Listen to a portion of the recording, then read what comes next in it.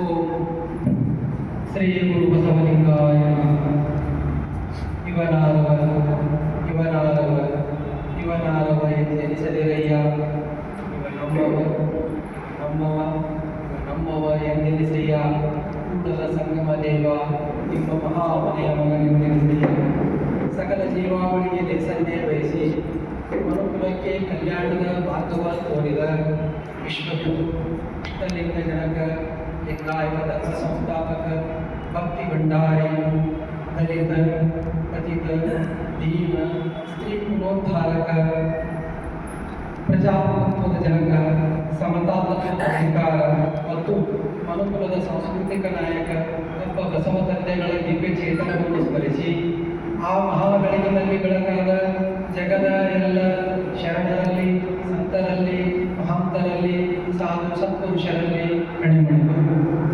ಇಂದು ವಿಜಯಪುರ ನಗರದ ಬುದ್ಧ ವಿಹಾರದಲ್ಲಿ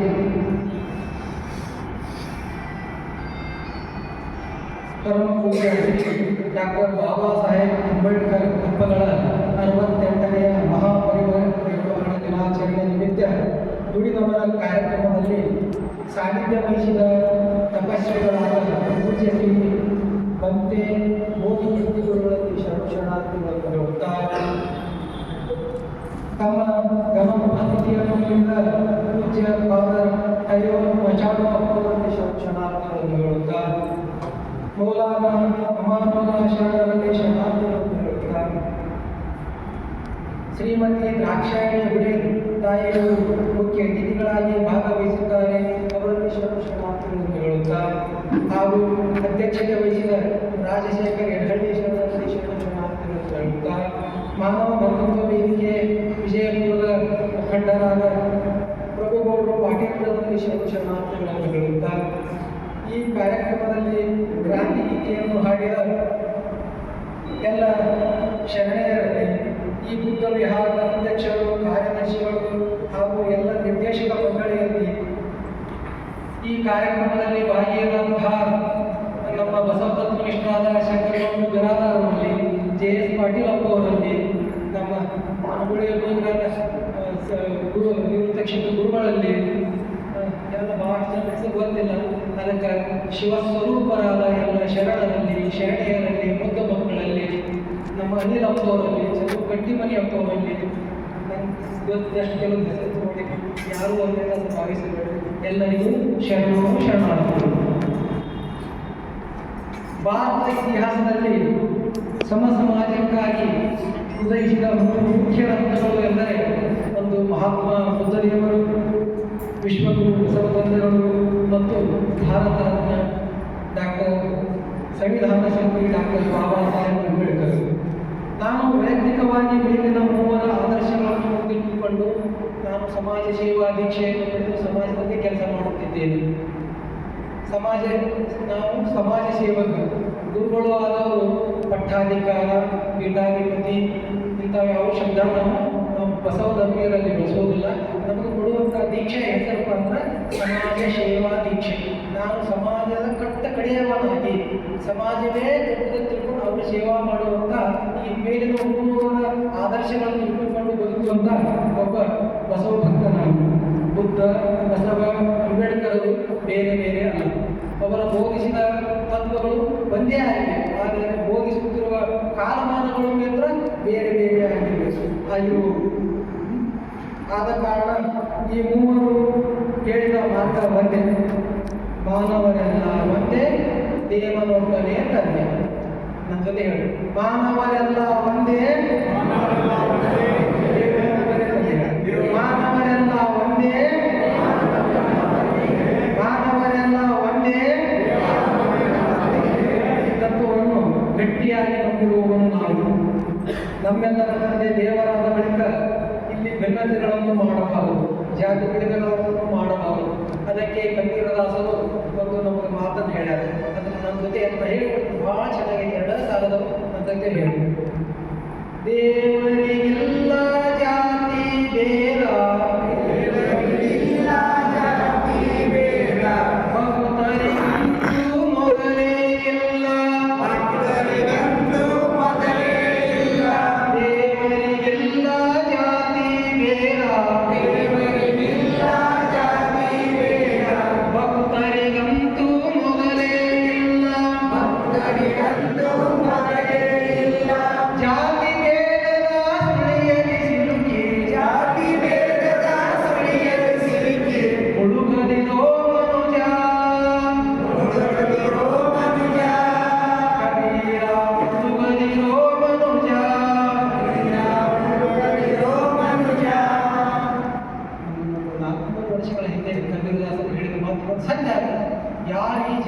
ಅಧ್ಯಯನ ಮಾಡಕತ್ತಲ್ಲ ಅವರೆಲ್ಲ ಏನಾಗ್ತಾರ ಮುಳಿ ಮಾಡಿಬಿಡ್ತಾರೆ. ಭಾರತದಲ್ಲಿ ಜಗತ್ತಿನಲ್ಲಿ ಸರ್ವಶ್ರೇಷ್ಠವಾದಂತಹ ತತ್ವಜ್ಞಾನವನ್ನು ನೀಡಿದೆ. ಜಗತ್ತಿಗೆ ಭಾನು ಪಡೆ ಯಾವುದು ಅಂದ್ರೆ ತತ್ವಜ್ಞಾನ ಕ್ಷೇತ್ರದಲ್ಲಿ. ಆದರೆ ಇನ್ನೊಂದು ಮುಖವಾದ ಆಚರಣೆಯಲ್ಲಿ ಜಗತ್ತಿನಲ್ಲಿ ಅತೀ ಕನಿಷ್ಠ ಧರ್ಮವಾಗಿ ಭಾರತ ಹೇಳೋದು ಅಂದ್ರೆ ಈ ತತ್ವಜ್ಞಾನ ಹೇಳೋದೊಂದು, ಅದರ ಆಚರಣೆ ಇನ್ನೊಂದು ಥರ ಆಗಿದೆ. ಈ ಭಾರತ ತತ್ವಜ್ಞಾನ ಒಂದು ಬಹಳ ದೊಡ್ಡ ಮುಖ್ಯವಾದಂತಹ ಮಾತು ಏನು ಅಂತಂದ್ರೆ ಯತ್ರ ಜೀವ ತತ್ರ ಶಿವ. ಎಲ್ಲಿ ಜೀವ ಐತಿ ಅಲ್ಲಿ ಶಿವನನ್ನು ಕಾಣ್ರಿ. ಯತ್ರ ಜೀವ ತತ್ರ ಶಿವ. ಎಲ್ಲಿ ಜೀವ ಐತಿ ಅಲ್ಲಿ ಶಿವನನ್ನು ಕಾಣ್ರಿ. ಇದು ಜಗತ್ತೆಲ್ಲ ಭಾವನೆ ಇವನು ಎಂಥ ಜ್ಞಾನ ಜಗತ್ತಿದ್ದು ಭಾರತ ಜ್ಞಾನ ಅಂತಾರೆ. ಅದರ ಆಚರಣೆ ಒಳಗೆ ನೋಡಿದ್ರೆ ನಮ್ಮಷ್ಟು ಕನಿಷ್ಠ ಜಗತ್ತಿನಲ್ಲಿ ಯಾರೂ ಇಲ್ಲ. ಅದಕ್ಕೆ ನಾವು ಬೇರೆ ಬೇರೆ ಪ್ರಾಣಿಗಳನ್ನ ದೇವರಿಂದ ಬೇಡ, ಈ ನಮ್ಮಂತೆ ಇರುವಂಥ ಮನುಷ್ಯರಲ್ಲೇ ಭಿನ್ನ ಭಿನ್ನ ಭಿನ್ನ ನೋಡಾಕ್ತೇವೆ. ಮೇಲು ಕೀಳು ಹಿಂಸೆಲ್ಲ ನೋಡಾಕ್ತೇವೆ. ಮತ್ತೆ ಇದನ್ನ ನಾವು ಇಲ್ಲಿಗೆ ಬಿಟ್ಟಿಲ್ಲ. ನಾವು ಇದನ್ನ ಹೆಂಗೆ ಮುಂದುವರಿಸಿದ್ರೆ ಹಾಗಾಗಿ ಮತ್ತೆ ಗಟ್ಟಿ ಉಳಿಸ್ಬೇಕಲ್ಲ. ಈ ಜಾತಿ ಭೇದತೆ ಈ ಭಿನ್ನತೆಯನ್ನು ಗಟ್ಟಿ ಉಳಿಸ್ಬೇಕು. ಅದಕ್ಕೆ ಏನು ಮಾಡಿದೆವಪ್ಪ ಅಂದ್ರೆ ಭಗವದ್ಗೀತೆಯಲ್ಲಿ ಶ್ರೀಕೃಷ್ಣ ಪರಮಾತ್ಮನಿಂದ ಹೇಳಿಬಿಟ್ಟೆವು. ಬ್ರಾಹ್ಮಣ, ಕ್ಷತ್ರಿಯ, ವೈಶ್ಯ, ಶೂದ್ರ ಇದನ್ನೆಲ್ಲ ಯಾರು ಮಾಡ್ಯಾರ? ಮಮಕರ್ತಾಹ, ನಾನೇ ಮಾಡಿದವಪ್ಪ ಅಂತ ಹೇಳಿಬಿಟ್ಟು. ಅಂದ್ರೆ ಆ ಶ್ರೀಕೃಷ್ಣ ಪರಮಾತ್ಮನ ವ್ಯಕ್ತಿತ್ವಕ್ಕೆ ಸೆಟ್ ಬಸಿಗಳಂತ ಕೆಲಸವನ್ನ ಈ ಭಾರತದ ಪೂರ್ವದೇಶಗಳು ಮಾಡಿಬಿಟ್ಟಾರೆ. ಈ ಜಾತಿಯ ತಾರತಮ್ಯ ಪ್ರಸ್ತುತದಲ್ಲಿಯೇ ನಮ್ಮಿಂದ ಸಹಿಸಿಕೊಳ್ಳಕ್ಕಾಗಬಹುದು. ಇವತ್ತಿನ ದಿನದಾಗ ಏನು ಜಾತಿಯ ತಾರತಮ್ಯ ಐತಲ್ಲ ಇದನ್ನು ನಾವು ಸಹಿಸಿಕೊಳ್ಳಕ್ಕಾಗೋದಿಲ್ಲ. ನಮಗೆ ಯಾರೋ ಮೃಗರಿಗೆ ನಮ್ಮ ಜಾತಿಯನ್ನು ತಗೊಂಡು ನಮ್ಮ ಕುಲವನ್ನು ತಗೊಂಡು ಯಾರೇ ಮಾತಾಡಿದರೆ ಪಟ್ಟ್ಯಾಗ ಬೆಂಕಿದ್ದಾಗದ ಕಾರಣ ಕಳಿಸ್ತಾರೆ. ಆದ್ರೆ ಭಾರತಕ್ಕೆ ಸ್ವಾತಂತ್ರ್ಯ ಸಿಕ್ಕಿದ್ದ ಮೊದಲ ಅವಾಗಿನ ಪರಿಸ್ಥಿತಿ ಹೆಂಗಿರಬೇಕು, ಪ್ರಜಾಪ್ರಭುತ್ವ ಹೊರಗಿದ ಮೊದಲು ಹೆಂಗಿರಬೇಕು, ಬಾಬಾ ಸಾಹೇಬ್ ಅಂಬೇಡ್ಕರ್ ತಂದೆಗಳು ಸಂವಿಧಾನವನ್ನು ಹೊರಗಿದ ಮೊದಲು ಹೆಂಗಿರಬೇಕು, ಇದನ್ನೆಲ್ಲ ನಾವು ಊಹಿಸಿಕೊಳ್ಳಕ್ಕೆ ಸಿಗಲಾಗುವುದಿಲ್ಲ. ಇಂಥ ಒಂದು ಅತಿ ಕನಿಷ್ಠವಾದಂಥ ಕಾಲಘಟ್ಟದಲ್ಲಿ ಸಮಾಜದ ಕಟ್ಟ ಕಡೆಯ ಕುಟುಂಬದಲ್ಲಿ ಭೀಮರಾವ್ 14ನೇ ಮಗುವಾಗಿ 1890ರಲ್ಲಿ ಉದಯಿಸಿಕೊಂಡರು. ಅಂದು ಭಾರತವನ್ನು ಬ್ರಿಟಿಷರು ಆಳುತ್ತಿದ್ದರು. ಅವರ ಕೃಪೆಯಿಂದಾಗಿ ಭಾರತ ಇತಿಹಾಸದಲ್ಲಿ ಹಲವಾರು ಮಹತ್ವದ ಬದಲಾವಣೆಗಳು ಆಗಿದ್ದವು. ಅದರಲ್ಲಿ ಸಾರ್ವಜನಿಕ ಶಿಕ್ಷಣ ಅಂದರೆ ಎಲ್ಲರೂ ಶಿಕ್ಷಣವನ್ನು ಪಡೆಯಬಹುದು ಅನ್ನಂಥ ಒಂದು ನಮಗೆ ಕೃಪೆಯನ್ನು ಮಾಡಿದವರು ಇಂಗ್ಲೀಷರು. ನಾವು ಭಾರತವನ್ನು 200 ವರ್ಷ ಬೇರೆ ಮಾಡದೆ ವಿಧವಾ ವಿವಾಹ ಒಳ್ಳೆ ಸಮಾಜ ಸುಧಾರಣೆ ಕೆಲಸವನ್ನು ತಂದವರು ನಮಗೆ ಬ್ರಿಟಿಷರು. ಆ ಹಂತದೊಳಗೆ ಸಾರ್ವಜನಿಕ ಶಿಕ್ಷಣ ವ್ಯವಸ್ಥೆಯನ್ನು ತಂದವರು ಬ್ರಿಟಿಷರು. ಅದರ ಸದುಪಯೋಗವನ್ನು ಪಡೆದವರು ಡಾಕ್ಟರ್ ಬಾಬಾ ಸಾಹೇಬ್ ಅಂಬೇಡ್ಕರ್. ಇದನ್ನು ಚೆನ್ನಾಗಿ ಬಳಸಿಕೊಂಡು ಬಾಬಾ ಸಾಹೇಬರು ಹಲವಾರು ಅಪಮಾನ, ನೋವು, ಹಿಂಸೆ ಇವುಗಳನ್ನೆಲ್ಲ ಸಹಿಸಿಕೊಂಡು ವಿದ್ಯಾಭ್ಯಾಸದಲ್ಲಿ ಎಲ್ಲರಿಗಿಂತ ಮುಂದೆ ಇರುತ್ತಿದ್ದವು. ಇವರ ಪ್ರತಿಭೆಯನ್ನು ಗುರುತಿಸಿದ ಬರೋಡಾದ ರಾಜರಾದ ಗಾಯಕ್ವಾಡಪ್ಪ ಹಾಗೂ ಮಹಾರಾಷ್ಟ್ರದ ಬ್ರಾಹ್ಮಣೇತರ ಚಳುವಳಿಯ ಮುಖಂಡರಾದ ಶಾಹು ಮಹಾರಾಜರ ನೆರವಿನಿಂದ ಇಲ್ಲಿಯ ವ್ಯಾಸಂಗವನ್ನು ಮುಗಿಸಿ ಉನ್ನತ ವ್ಯಾಸಂಗಕ್ಕಾಗಿ ಅವರು ವಿದೇಶಗಳಿಗೆ ತೆರಳಿ ಅಲ್ಲಿ ಅರ್ಥಶಾಸ್ತ್ರ ಮತ್ತು ರಾಜಕೀಯ ಶಾಸ್ತ್ರದಲ್ಲಿ PhD ಯೊಂದಿಗೆ ಬಹುನ್ನತ ಶಿಕ್ಷಣವನ್ನು ಮುಗಿಸಿಕೊಂಡು ಅಂಬೇಡ್ಕರ್ ತಂದೆಗಳು ಭಾರತಕ್ಕೆ ಬರ್ತಾರೆ. ಆರಂಭದಲ್ಲಿಯೇ ಅವರಿಗೆ ವೃತ್ತಿ ಜೀವನಕ್ಕೆ ಬಹಳಷ್ಟು ಸಹಕಾರವನ್ನು ನೀಡಿದಂಥವರು ಮುಂಬೈ ಸರ್ಕಾರದಲ್ಲಿ ಮಂತ್ರಿಯಾಗಿರುವಂಥ ಸರ್ ಸಂಗೊಳ್ಳಿ ಸಿದ್ದಪ್ಪ ಅವರು ಅವರಿಗೆ ಆರಂಭದಲ್ಲಿ ವೃತ್ತಿ ಜೀವನಕ್ಕೆ ಅವಕಾಶ ಮಾಡಿಕೊಟ್ಟಿದ್ದಾರೆ. ಮುಂದೆ ಸ್ವಾತಂತ್ರ್ಯ ಹೋರಾಟದಲ್ಲಿ ಅಂಬೇಡ್ಕರ್ ತಂದೆಗಳು ತೊಡಗುತ್ತಾರೆ. ಭಾರತಕ್ಕೆ ಸ್ವಾತಂತ್ರ್ಯ ಸಿಕ್ಕಾಗ ಆವಾಗಿನ ಎಲ್ಲ ರಾಜಕೀಯ ಮುತ್ಸದ್ದಿಗಳು ಸೇರಿ ಇಲ್ಲ ನಮ್ಮ ಭಾರತಕ್ಕೊಂದು ಸಂವಿಧಾನ ಬೇಕು, ಅದಕ್ಕೆ ಈ ಸಂವಿಧಾನವನ್ನು ನಾವು ಲಿಖಿತ ರೂಪವಾದ ಸಂವಿಧಾನ ಬೇಕು, ಇದನ್ನು ಯಾರಿಂದ ತಯಾರು ಮಾಡಿಸ್ಬೇಕು, ಯಾರಿಗೆ ಕೊಡಬೇಕು ಅಂತ ಅವು ಎಲ್ಲರೂ ಒಂದೇ ಬಂದಂಥ ಹೆಸರು ಅಂಬೇಡ್ಕರ್ ಅವರ ಹೆಸರು. ಅದಕ್ಕೆ ಅಂಬೇಡ್ಕರ್ ಅವರು ನಾ ಸಂವಿಧಾನ ತಯಾರು ಮಾಡ್ತೀನಿ, ನಾ ಶಾಲೆ ಗೊತ್ತಿಲ್ಲ, ಆದರೆ ಎಲ್ಲರೂ ಅವರ ಪ್ರತಿಭೆಯನ್ನು, ಅವರ ಜ್ಞಾನವನ್ನು, ಅವರ ವಿದ್ವತ್ತನ್ನು ನೋಡಿ ಅವರಿಗೆ ಆ ಜವಾಬ್ದಾರಿಯನ್ನು ತಲೆಯ ಮೇಲೆ ಬರ್ತದೆ. ಇದೆಲ್ಲದರ ನಡುವೆ ಅವರು ಅಧ್ಯಯನ ಮುಂದುವರಿಸಿದರು. ಮತ್ತು ಇದೆಲ್ಲದರ ಬಗ್ಗೆ ಅವರು ಅಧ್ಯಯನ ಮುಂದುವರೆದಿತ್ತು. ಈ ಅಧ್ಯಯನಗಳ ಜೊತೆಗೆ ಅವರು ಈ ಸಂವಿಧಾನವನ್ನು ಹಾಗೆ ಕೊಟ್ಟಿಲ್ಲ, ಜಗತ್ತಿನ ಎಲ್ಲ ರಾಷ್ಟ್ರಗಳ ಸಂವಿಧಾನವನ್ನು ಕುಲಂಕುಷವಾಗಿ ಅಧ್ಯಯನ ಮಾಡಿ ಅದರ ಜೊತೆಗೆ ಭಾರತದ ಪ್ರಸ್ತುತ ಪರಿಸ್ಥಿತಿಗಳು ಏನದವು, ಇಲ್ಲಿ ತಾರತಮ್ಯ ಭೇದ ಭಾವಗಳು, ಆರ್ಥಿಕ ಬಡವ ಬಲ್ಲಿದ ಬಂಡವಾಳಶಾಹಿಗಳು, ಪೂರ್ವ ಜ್ಯೋತಿಷಾಹಿಗಳು ಇವುಗಳನ್ನು ಎಲ್ಲ ಸಮಾಜಕ್ಕೆ ತರಬೇಕಾದ್ರೆ ಏನು ಮಾಡಬೇಕು ಇದನ್ನೆಲ್ಲ ಲಕ್ಷ್ಯದಲ್ಲಿ ಇಟ್ಕೊಂಡು ಒಂದು ಅದ್ಭುತವಾದಂತಹ ಸಂವಿಧಾನವನ್ನು ಭಾರತಕ್ಕೆ ನಮಗೆ ಕೊಟ್ಟು ಇದರಲ್ಲಿ ಭಾರತ ಸಂವಿಧಾನವನ್ನು ಕೊಡುವುದರ ಜೊತೆಗೆ ಅವರು ಶಿಕ್ಷಣವನ್ನು ನಿಲ್ಲಿಸಲಿಲ್ಲ. ನಾವೆಲ್ಲ ಏನು ಮಾಡ್ಯಾರು, ನಂದು BA MA ಆಗಿದೆ, ನಮ್ಮಪ್ಪ ಅವರು MA ಆಗಿರೋದು, ಹೌದು ಇವರು ಒಂದು 2 ಡಿಗ್ರಿ ತಗೊಂಡರು, ನನ್ನ ಒಂದು 2 ಡಿಗ್ರಿ ಇದಾವೆ. ಜಗತ್ತಿನೊಳಗೆ ಅಂಬೇಡ್ಕರ್ ತಗೊಂಡ ಡಿಗ್ರಿಗಳು ಯಾಕಂದ್ರೆ 50ಕ್ಕಿಂತ ಹೆಚ್ಚು ಡಿಗ್ರಿಗಳನ್ನು ತಗೊಂಡಾರೆ. ಅವರು ಓದಿ 100 ವರ್ಷಗಳ ಹಿಂದೆ ಜಗತ್ತಿನ ಎಲ್ಲ ಯೂನಿವರ್ಸಿಟಿಗಳಿಂದ ಡಿಗ್ರಿಗಳನ್ನು ತಗೊಂಡಾರ, 50ಕ್ಕಿಂತ ಹೆಚ್ಚು ಡಿಗ್ರಿಗಳನ್ನು ತಗೊಂಡಾರ. ಆ ಸಾಧನೆಯನ್ನು ಈ 3 ವರ್ಷಗಳಾದರೂ ಜಗತ್ತಿನಲ್ಲಿ ಯಾರಿಗೆ ಮುರಿಯಕ್ಕಾಗಿಲ್ಲ. ಅದಕ್ಕೆ ಅಂಬೇಡ್ಕರ್ ತಂದೆಗಳ ಬಗ್ಗೆ ಅವರು ಗ್ರಂಥಗಳನ್ನು ಓದುತ್ತಿಲ್ಲ, ಇಡೀ ಗ್ರಂಥಾಲಯಗಳನ್ನೇ ಓದುತ್ತಿತ್ತು. ಅಷ್ಟೊಂದು ಜ್ಞಾನದಾಹವನ್ನು ಊಟ ನಿತ್ಯ ಏನಿಲ್ಲ ಅಷ್ಟೊಂದು ಜ್ಞಾನ ಪಡಿಬೇಕು ಅಂತ. ಅದಕ್ಕೆ ಅಲ್ಲಮ್ಮ ದೇವರ ಒಂದು ಮಾತು ಮಣ್ಣು ತಿನ್ನದಲ್ಲ, ಹೆಣ್ಣು ತಿನ್ನದಲ್ಲ, ಮಣ್ಣು ತಿನ್ನದಲ್ಲ, ಇವೆಲ್ಲ ಜಗತ್ತಿಗೆ ವಿಧಿ. ನೀವು ಕೊಡಬೇಕು ಜ್ಞಾನವನ್ನು ಅಂತ ಕೆಡಬಡದೆ ನೀವು ಅಲಂಕರಿಸಿದೆಯಾದರೆ ನಮ್ಮ ಮಹೇಶ್ವರದಲ್ಲಿ ನಿನ್ನಿಂದ ಸಿಗುವಂಥದ್ದೆಲ್ಲ ಕಾರಣ ಕೇಳುವುದೇ ಮನವೇಕೆ ಅಲ್ಲ. ಈ ಮಾತನ್ನು ಸ್ಪಷ್ಟವಾಗಿ ತಿಳಿದಂಥ ಅಂಬೇಡ್ಕರ್ ಅವರ ಜೀವನದ ಕೊನೆಯವರೆಗೂ ಅಧ್ಯಯನದಲ್ಲಿ ತೊಡಗಿಕೊಂಡವರಾಗಿದ್ದೇವೆ. ಇಂಥ ಶ್ರೇಷ್ಠ ಪ್ರತಿಭೆಯನ್ನು ಗುರುತಿಸಿ ಆದ್ದರಿಂದಲೇ ನಾವು ಶರಣರ ವಚನಗಳು ಬೇರೆ ಅಲ್ಲ ಮತ್ತು ಭಾರತದ ಸಂವಿಧಾನ ಬೇರೆ ಅಲ್ಲ ಅಂತ ಹೇಳೋದು. ಅಂದ್ರೆ ಭಾರತದ ಬಸವ ಮತ್ತು ಎಲ್ಲ ಶರಣರ ವಿಚಾರಧಾರೆಗಳು ಅಂಬೇಡ್ಕರ್ ತಂದೆಗಳು ಕೊಟ್ಟಂತಹ ಸಂವಿಧಾನ ಎರಡೂ ಒಂದೇ ಆಗಿದೆ. ಯಾಕಂದ್ರೆ ನಿಮ್ಗೆ ಯಾರ್ಯಾರು ಸಂಶಯ ಇತ್ತಂದ್ರೆ ಒಂದು ಕಡೆ ಸಂವಿಧಾನವನ್ನು ಓದಿ, ಸಂವಿಧಾನ ಭಾಳ ದೊಡ್ಡದೈತಿ, ಅದರ ಪೀಠಿಕೆಯನ್ನು ಓದಿ, ಒಂದು ಕಡೆ ಶರಣರ ವಚನಗಳನ್ನು ಅಧ್ಯಯನ ಮಾಡಿ ನಿಮ್ಗೆ ಅರ್ಥ ಆಗಿರ್ತದೆ. ಅಂದ್ರೆ ಬಸವಣ್ಣನವರು ಹೇಳಿದ ಮಾತುಗಳು, ಅಂಬೇಡ್ಕರ್ ತಂದೆಗಳು ಹೇಳಿದ ವಿಚಾರಗಳು ಎಲ್ಲ ಒಂದೇ ಅದಾವು. ಅಂದೇ ಅಂಬೇಡ್ಕರ್ ತಂದೆಗಳು ನಮಗೆ ಹೇಳಿದ್ರು, ನಾವು ಎಷ್ಟು ಸರ್ವಶ್ರೇಷ್ಠವಾದ ಸಂವಿಧಾನವನ್ನು ಕೊಟ್ಟರೆ ಏನು ಪ್ರಯೋಜನ ಐತಿ, ಅದನ್ನು ಮುಂದಕ್ಕೆ ಅನುಷ್ಠಾನಕ್ಕೆ ತರುವಂತಹ ಉತ್ತಮವಾದ ಮನಸ್ಥಿತಿಯ ಸರ್ಕಾರಗಳು ಬೇಕು ಅಂತೀವಿ. ಆದರೆ ಅದು ಭಾಳ ಪ್ರಸ್ತುತದಲ್ಲಿ ಭಾಳ ಎದ್ದು ಕಾಣಬೇಕು. ಪ್ರಸ್ತುತದ ರಾಜಕೀಯ ಪರಿಸ್ಥಿತಿಗಳನ್ನು ನೋಡಿದರೆ ಅಂಬೇಡ್ಕರ್ ತಂದೆಗಳನ್ನು ನೀಡಿದಂಥ ಸಂವಿಧಾನವನ್ನು ಗಟ್ಟಿಯಾಗಿ ಅಳವಡಿಸುವಂಥ ಕೆಲಸವನ್ನು ಯಾರೂ ಮಾಡೋಕ್ಕಾಗ್ತಿಲ್ಲ. ಅದು ಗಟ್ಟಿಯಾಗಿ ಅಳವಡಿಸ್ಕೊಳ್ಳೋದಲ್ಲ, ಅದನ್ನ ಬಂದು ಮಾಡಬೇಕು, ಅದನ್ನೇ ತೆಗೆದು ಹಾಕಬೇಕು ಅಂತ ಹುನ್ನಾರಗಳು ಈ ಒಂದು 40 ವರ್ಷಗಳಿಂದ. ಅದು ಯಾವಾಗ ಸಂವಿಧಾನ ಅದು ಏನು ಕರಡು ರೂಪದಾಗ ಬಂತಲ್ಲ, ಅವಾಗ 4-5 ದಿವಸಕ್ಕೆ ಚಲೋ ಮಾಡಿಬಿಟ್ಟು ಪತ್ರಿಕಾ ಹೇಳಿ ಕೊಡೋಕೆ ಇದೆಂಥ ಸಂವಿಧಾನ, ನಮ್ಮ ಮನುಸ್ಮೃತಿ ಭಾಳ ಚಲೋ ಇತ್ತು. ಕೆಲವು ಪತ್ರಿಕೆಗಳಿಗೆಲ್ಲ ಬರ್ಬಿಟ್ರೆ ಯಾವ ಬರೆದು ಈ ಸಂವಿಧಾನ ಬೇಡ, ಮನುಸ್ಮೃತಿ ಎಷ್ಟು ಚಲೋ ಐತಿ, ಅವಾಗಿನಿಂದ ವಿರೋಧ ಚಲೋ ಆಗಿತ್ತು. ಇವತ್ತಿನವರೆಗೂ ಆ ವಿರೋಧಗಳು ಹಾಗಾಗಿ ಮುಂದುವರ್ಕೊಂಡು ಬಂದವು. ಅದಕ್ಕೆ ನಾವೆಲ್ಲ ಏನು ಮಾಡಬೇಕಪ್ಪ ಅಂದ್ರೆ, ನಮ್ಮ ಹಿರಿಯರು ಅನುಭವಿಸಿದ ನೋವು ದುಃಖ ಯಾರಿಗೂ ನಮ್ಗೆ ಯಾರಿಗೆ ಬೇಡಪ್ಪ, ಯಾರಿಗೆ ಬೇಕಾಗಿಲ್ಲ ಬೇಡ, ನಮ್ಗೆ ಯಾರಿಗೆ ಬೇಡಪ್ಪ ಅಂತದೇ ನೋಡೋದು ನಮ್ಮ ಸಂವಿಧಾನವನ್ನು ಉಳಿಸಿಕೊಳ್ಳಲು ಕಂಕಣಬದ್ಧರಾಗಿ ಕೆಲಸವನ್ನು ಮಾಡಬೇಕು. ಸಂವಿಧಾನದ ರಕ್ಷಣೆ ನಮ್ಮೆಲ್ಲರ ಹೊಣೆ. ಈ ದಿಕ್ಕಿನಲ್ಲಿ ನಾವು ಕೆಲಸ ಮಾಡಬೇಕು. ಪೂಜ್ಯ ಬಾಬಾ ಸಾಹೇಬರು ನಮಗೆ ಮುಖ್ಯವಾದಂಥ 3 ಸೂತ್ರಗಳನ್ನು ನೀಡಿದ್ದಾರೆ.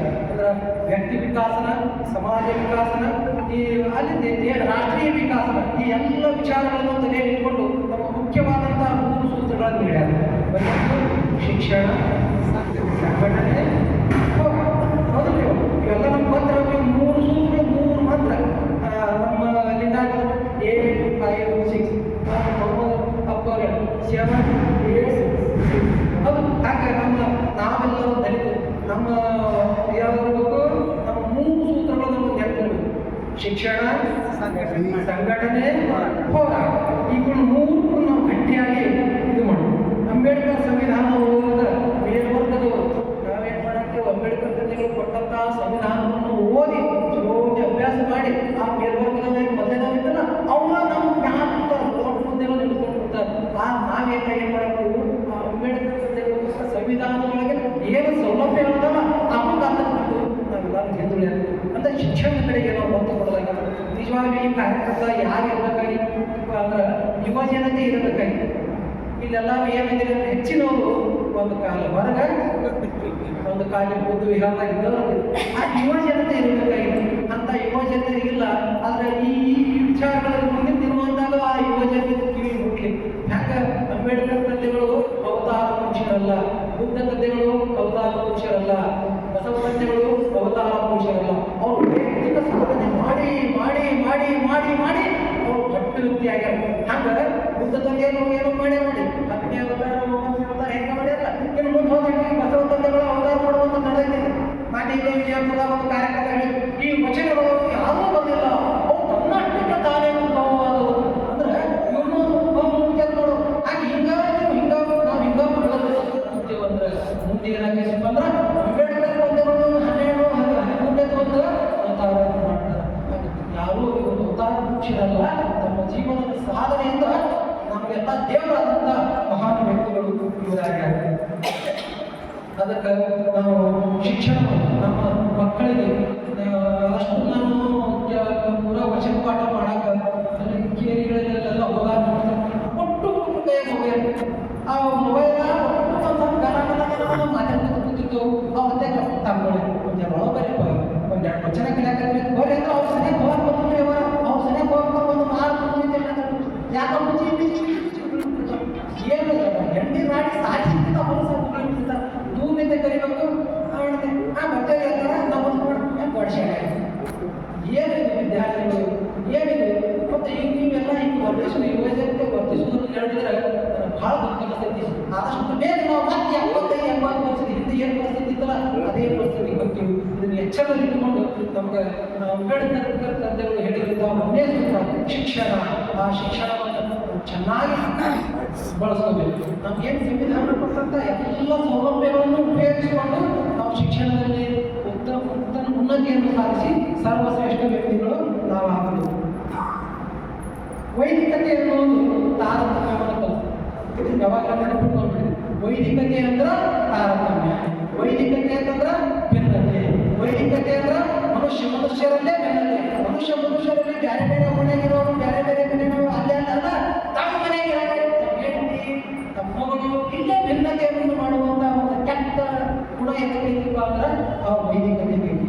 ಆ ಕಾರಣ ನಾವೆಲ್ಲರೂ ಅವೈದಿಕ ತತ್ವದವರು, ಬುದ್ಧ, ಬಸವ, ಅಂಬೇಡ್ಕರ್ ಈ ಎಲ್ಲ ವಿಚಾರಧಾರೆಯವರು ನಾವೆಲ್ಲರೂ ಏನಿದೆ ನಾವು ಅವೈದಿಕರು. ನಾವು ಅವೈದಿಕರು ಅಂದ್ರೆ ನಾವು ಹೆಂಗಿರ್ಬೇಕು ನಮ್ಮ ಆಚರಣೆಗಳು ನೋಡಿದ್ರೆ ನಾವು ಭಾಳ ಏನು ನಮ್ಮ ಕೆಲಸ ಸಮುದಾಯದ ನಮ್ಮ ಸಹೋದರ ಸಹೋದರಿಯರು ಏನು ಅಂಬೇಡ್ಕರ್ ತಂದೆಗಳು ಕೊಟ್ಟಂತ ಸಮಾಜಗಳನ್ನು ಬಳಸಿ ನೌಕರಿ ಮಾಡಿ ಉದ್ಯೋಗ ಮಾಡಿ ರಾಜಕಾರಣ ಮಾಡಿ ಇಷ್ಟು ಶ್ರೀಮಂತರಾಗಿ ಹ್ಯಾಂಗಾಗ್ಯಪ್ಪ ಅಂದ್ರೆ ಇವತ್ತಿಗೆ ಬ್ರಾಹ್ಮಣಕ್ಕಿಂತ ನಮ್ಮವನೇ ಬದಲ್ಲ ಇದು ಇವ್ರು ನಮ್ಮವನೇದಪ್ಪ, ಇವ್ರು ಉದ್ಧಾರ ಮಾಡೋದು ಅಭಿವೃದ್ಧಿ ಮಾಡೋದು ಈಗ ಇವೆಲ್ಲ ಕಾಶಿ ಕೇದಾರ ಶ್ರೀಶೈಲ ಮನೆ ಹೋಮ ಹವನ ಉತ್ತರಾಭಿಷೇಕ ಇವರೆಲ್ಲ ಗಣಪತಿ ಆ ಬ್ರಾಹ್ಮಣರು ಕಡಿಮೆ ಆಚರಣೆ ಮಾಡ್ತಾರೆ, ಅವ್ರಿಗೆ ಹೆಚ್ಚಿನ ಆಚರಣೆ ಮಾಡಾಕಂತರು.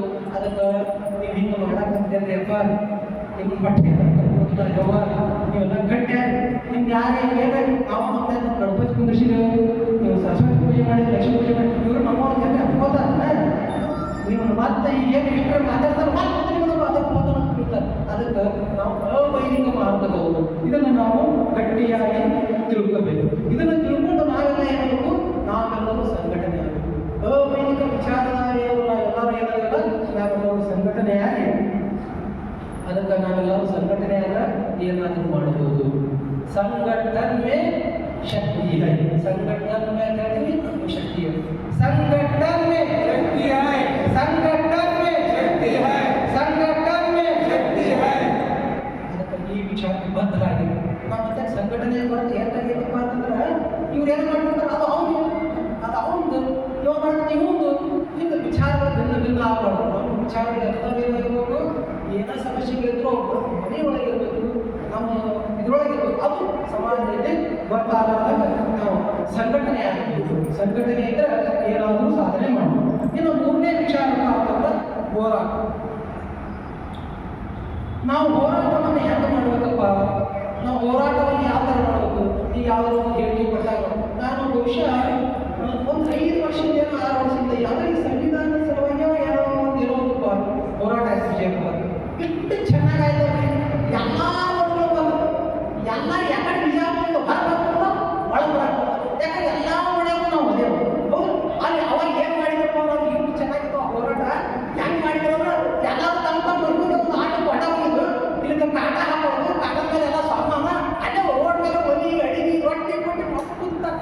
ಹೋಗ್ತಿಲ್ಲ ಬರಾಕೋದಿಲ್ಲ ಈ ಥರನೂ ಹೋರಾಟ ಮಾಡಬೇಕು. ಆದ್ರೆ ಈ ಹೋರಾಟ ಶಾಶ್ವತವಾಗುತ್ತಲ್ಲ, ಈ ಹೋರಾಟ ಮುಗಿದೋಗ್ತದೆ.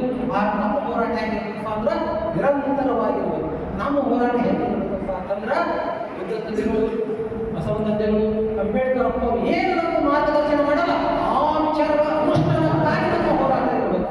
ಸುಮ್ಮನೆ ಯಾವುದೋ ಬೆಂಕಿ ಕೊಟ್ಟಾಗ ಮಾಡೋ ನಾನು ಮಾಡಿದ್ರೆ ಒಂದೊಂದು ದಿವಸ ಹೋರಾಟ ಮಾಡೋದು ಅದನ್ನು ತಿದ್ದುಕೊಂಡು ಮಾಡಿ ಶಾಣ್ಯರಾದ್ರೆ ಚಲೋ ಭಾಳ ಸಂತೋಷ. ನಾವು ಕೈ ಮುಗಿದು ಅವ್ರು ಸ್ವಾಗತ ಮಾಡ್ತೀವಿ. ಇಲ್ಲ ಮತ್ತೆ ಇದಕ್ಕಿಂತ ಜೋರು ಹೋರಾಟ ಮಾಡೋದು. ಇವು ನಮ್ಮ ನಿಜವಾದ ಹೋರಾಟಗಳಲ್ಲ. ನಮ್ಮ ನಿಜವಾದ ಹೋರಾಟಗಳು ಯಾವುವು ಅಂದ್ರೆ ಅವರು ಹೇಳಿದ ವಿಚಾರಗಳನ್ನು ನಾವು ಅಳವಡಿಸಿಕೊಂಡು ಆ ಸಮಾಜದಲ್ಲಿ ಅನುಷ್ಠಾನಕ್ಕೆ ಬರುವಂಥ ಒಂದು ಮಹಾನ್ ಕೆಲಸವನ್ನು ಮಾಡಬೇಕು. ಈಗ ನಾವೆಲ್ಲ ಯಾಕಾಗಿ ಒಂದು ರಗಳೆ ಯಾವುದು ಈ ವೇದಿನ ಹುಡುಗರು ಹೇಳ್ಬಿಟ್ಟಾರೆ, ಯಾವಾಗಲೂ ಇದು ಕಸ ಇತ್ತು, ಇದು ಕಸ ಇತ್ತು, ಕಸ ಓಡೋದು ನಮ್ಮ ಪಾತ್ರ ಹಾಕಿಬಿಟ್ಟಾರೆ. ಅದನ್ನು ನಾವು ನಿಧಾನ ತಂದು ನಮ್ಮ ಮನೆ ಸೇರಿಸ್ಕೊಳ್ಳಾಗುತ್ತೆ. ಅದಕ್ಕೆ ಈ ಎಲ್ಲ ಗುಡಿ ಉದಾಹರಣೆ ಈ ವೈದಿಕ ಪೂಜೆಗಳನ್ನು ಇದನ್ನೆಲ್ಲ ಬಿಟ್ಟು ಇದನ್ನು ನೋಡಿ ನಾವು ದಲಿತರ ಎಷ್ಟಿದೆ ಹೇಳಿ ಜಗತ್ತಾಗ ನಮ್ಮ ಭಾರತದಲ್ಲಿ ಎಷ್ಟಿದೆ ದಲಿತರು 70% ನಾವೇ ದಲಿತರು. ಮತ್ತೆ ಎಲ್ಲ ಗುಡಿ ಉಂಡವ್ರು ಯಾರು ನಡೆಯಾಕತ್ತವ ಸವತ್ತೆಲ್ಲ ಗುಡಿ ಯಾರು ನಡೀತಾರೆ ಯಾರು ಮೇಲ್ವರ್ಗದವ್ರು ನಡೀತಾರೆ.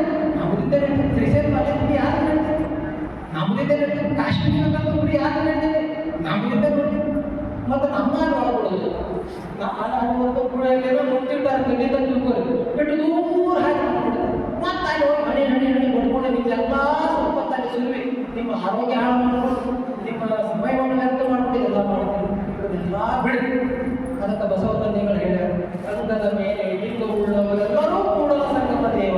ಅಂದ್ರೆ ಯಾರು ಲಿಂಗ ನೋಡಾರ, ಲಿಂಗ ಅಂದ್ರೆ ದೇವ, ಲಿಂಗ ಅಂದ್ರೆ ದೇವರು. ಆ ದೈವೀ ಗುಣಗಳನ್ನು ಯಾರು ತಮ್ಮ ಅಂಗದಲ್ಲಿ ಅಳವಡಿಸಿಕೊಟ್ಟಾರಲ್ಲ ಅವರೆಲ್ಲರೂ ಸಂಗಮನ ರೂಪಿಸುವ ಪ್ರಯತ್ನ ಇರ್ತಾರೆ. ಈ ವಿಚಾರದಾಗ ದೇವರೇ ದೇವರನ್ನು ಮತ್ತೆ ಬೇರೆ ದೇವರು ಮುಂದೆ ಅದಕ್ಕೆ ನಾವೆಲ್ಲ ಇದು ಈ ದೇವರನ್ನೇ ದೇವರವನ್ನಾಗಿ ಮಾಡಿಕೊಳ್ಳೋದು. ಅದಕ್ಕೆ ನೀವೆಲ್ಲರೂ ಎಂತಾದ್ರಪ್ಪ ಅಂದ್ರೆ ಮಾತನಾಡುವ ದೇವರದಲ್ಲಿ, ತಿರುಗಾಡುವ ದೇವರದಲ್ಲಿ, ಏನಾದ್ರು ಸ್ವಲ್ಪ ತಪ್ಪು ಮಾತಾಡಿದ್ರೆ ಅಂತ ದೇವರದಲ್ಲಿ, ಚಲೋ ಇದು ಮಾಡಿದ್ರೆ ಚಪ್ಪಲ್ ಹೊಡೆಯಂತ ದೇವರು, ಪ್ರತ್ಯಕ್ಷ ದೇವರು ಇರುವುದ್ರಲ್ಲಿ ಅದನ್ನು ನೀವು ಅರ್ಥ ಮಾಡ್ಬೇಕು. ಅದಕ್ಕೆ ಇಲ್ಲಿ ದೇವರ ಹೇಳಬೇಕು ಅಂದ್ರೆ ಇಲ್ಲಿ ಒಳಗದಾನ, ಇದು ಒಳಗಿರುವಂಥ ದೇವರ ಇದು ಒಳಗೋದಾನ, ಇದು ಒಳಗೋದಾನ, ಇದು ಒಳಗದಾನ ಅಂದ್ರೆ ನಾವು ದೇವರು ಎಲ್ಲಿ ಕಾಣಬೇಕಪ್ಪ ಅಂತಂದ್ರೆ ಈ ಸಮಾಜದಲ್ಲಿ ಕಾಣಬೇಕು. ಈ ಸಮಾಜ ಸೇವೆಯನ್ನು ಮಾಡುವುದು, ಬಡವರು, ದುಃಖಿಗಳು, ರೋಗಿಗಳು ಇವರ ಸೇವೆಯನ್ನು ಮಾಡುವುದೇ ಆ ದೇವರ ಪೂಜೆ. ಈ ಸತ್ಯವನ್ನು ನೀವು ತಿಳ್ಕೊಂಡ್ರಿ. ಆ ಮ್ಯಾಗಿನ ಒದ್ದಾಡ್ರೆ ಬಿಡಲ್ಲ, ಕಲ್ಲ ಮಣ್ಣ ಕಟ್ಟಿಗೆ ಹೋಗಲ್ಲ. ಆ ಈ ಸತ್ಯವನ್ನು ನಾವೇ ತಿಳ್ಕೊಂಡು ಎಚ್ಚರ ಆಗಿರುವಂಥ ನಮ್ಮ ಮಾತನ್ನು ಹೇಳಕ್ಕೆ. ಅದಕ್ಕೆ ನಮ್ಮ ಹೋರಾಟ ಎಷ್ಟು ಗಟ್ಟಿಯಾಗಿರ್ಬೇಕಂದ್ರೆ ಧಾರ್ಮಿಕ ಸಿದ್ಧಾಂತ ಗೊತ್ತೈತೆ ಎಲ್ಲರಿಗೆ. ಸಿದ್ಧಾಂತ ಗೊತ್ತೈತೆ, ಧಾರ್ಮಿಕ ಸಿದ್ಧಾಂತ ಅಂದ್ರೆ ಬಲಿಷ್ಠವಾದದ್ದು ಮಾತ್ರ ಜಗತ್ತಿನಲ್ಲಿ ಉಳಿಯುತ್ತದೆ, ಪ್ರಬಲವಾದದ್ದು ನಾಶವಾಗುತ್ತದೆ. ನೀವು ಶಿಕ್ಷಣ ಪಡೆದು ಸಂಘಟಿತರಾಗಿ ಹೋರಾಟ ಮಾಡಿ ಗಟ್ಟಿಯಾದ್ರೆ ಉಳಿತೀರಿ, ಇಲ್ಲಂದ್ರೆ ಮತ್ತೆ ಗುಲಾಮಗಿರಿ ಮಾಡುವಂಥ ಪರಿಸ್ಥಿತಿ ಬರ್ತೈತಿ. ಅದಕ್ಕೆ ನಾವು ಹೋರಾಟ ಎಷ್ಟೊಂದು ಗಟ್ಟಿಯಾಗಿರ್ಬೇಕಂದ್ರೆ ನಮ್ಮ ಮಹಾದೇವಿ ತಾಯಿಯವರು ಒಂದು ವಚನ ಹೇಳ್ತಾರೆ, ನಾಳೆ ಬರುವುದು ನಮಗೆ ಹಿಂದೆ ಇಂದು ಬರುವುದು ನಮಗೆ ಈಗಲೇ, ಇದಕ್ಕಾರಂಥವರು ಇದಕ್ಕಾರ ಕಳಕುವರು, ಆಗ ಈಗ ಎಣ್ಣದಿರುವ ಚೆನ್ನಪ್ಪನಿದ್ದಾರೆ. ಹಾಗೆ ನಾವು ಈ ಅಕ್ಕ ಮಹಾದೇವಿ ತಾಯಿ ವಿಚಾರ ಗಟ್ಟಿಯಾಗಿ ನಮ್ಮ ಹೋರಾಟವನ್ನು ಮುಂದುವರಿಸಿ. ಅಂಬೇಡ್ಕರ್ ತಂದೆಗಳು ನಮ್ಮನ್ನು ಭೌತಿಕವಾಗಿ ಅದರಲ್ಲಿ ಎಷ್ಟು ವರ್ಷ ಆಯ್ತು? ಈಗ 68 ವರ್ಷಗಳು. ಅಂಬೇಡ್ಕರ್ ಅಪ್ಪ ಅದಾಗಿಲ್ಲ ಇಲ್ಲ ಅವಳಿಗೆ ಹಾಡು ಅಂತ ಹೇಳಿದ್ರು, ಇಲ್ಲ ನಮ್ಮನ್ನೆಲ್ಲ ಬಿಟ್ಟು ಹೋಗ್ಬಿಟ್ಟು ಅಂತ ಹಾಡಿದ್ರು. ಇಲ್ಲ, ಅಂಬೇಡ್ಕರ್ ಅಪ್ಪ ಹೋಗ್ಯಾರ. ಅಂಬೇಡ್ಕರ್ ಅಪ್ಪ ಅದಾಗಿಲ್ಲ ಹೇಳ್ರಿ, ಏನಿಲ್ಲ ಅವರು ನಮ್ಮದೇ ಮತ್ತು ಅವ್ರ ವಿಚಾರಗಳಿದೆ. ನಮ್ಮಂತೆ ಯಾವಾಗ ಬರ್ತಾರಪ್ಪ ಅಂದ್ರೆ ಅವ್ರ ವಿಚಾರಗಳು ಅಂಬೇಡ್ಕರ್ ತಂದೆಗಳು ಕೊಟ್ಟಂತ ವಿಚಾರಗಳು ಅಂಬೇಡ್ಕರ್ ಅಪ್ಪ ಅವ್ರು ನಮ್ಮಂತೆ ಬರ್ಬೇಕಾದ್ರೆ ಆ ವಿಚಾರವನ್ನು ನಾವು ಅಳವಡಿಸ್ಕೊಂಡ್ಬಿಟ್ಟೆ ನಾವೇನಾಗ್ಬಿಟ್ಟೆವು, ನಾವೇ ಅಂಬೇಡ್ಕರ್ ತಂದೆಗಳಾಗ್ಬಿಟ್ಟೆವು. ಅದಕ್ಕೆ ನೀವೆಲ್ಲರೂ ಹಿಂದೆ ಕೂತೋರಿದ್ರಲ್ಲ, ನೀವೆಲ್ಲರೂ ಹಿಂದೆ ಭೇಟಿ ಯಾರು ಮಾಡಾಕತ್ತಿರಲ್ಲ, ಪ್ರತ್ಯಕ್ಷವಾಗಿ ಅಂಬೇಡ್ಕರ್ ತಂದೆಗಳೇ ಆಗಿ ನಿಮಗೆಲ್ಲ ಕಾಣಕತ್ತೀವಿ. ಅದಕ್ಕೆ ಅಂಬೇಡ್ಕರ್ ತಂದೆಗಳು ಕೊಟ್ಟಂಥ ಒಂದು ಕೊನೆಯ ಮಾತನ್ನು ಕೇಳಿಸ್ತೀವಿ. ಭಾಷೆಲ್ಲ ಹಿರಿಯರ ಪೂಜ್ಯರ ಮಾತಾಡೋರು. ಅದಕ್ಕೆ ಒಂದು ಮಾತು ಎಲ್ಲರೂ ಗಟ್ಟಿಯಾಗಿ ಹೇಳಿ ಅಂಬೇಡ್ಕರ್ ತಂದೆಗಳ ವಚನ ಎಲ್ಲರೂ ಸತ್ಯವಾಗಿ ಎಲ್ಲ ನಿರ್ಧಾರವಿದ್ದಾರೆ ಗಟ್ಟಿ ಹೇಳಿ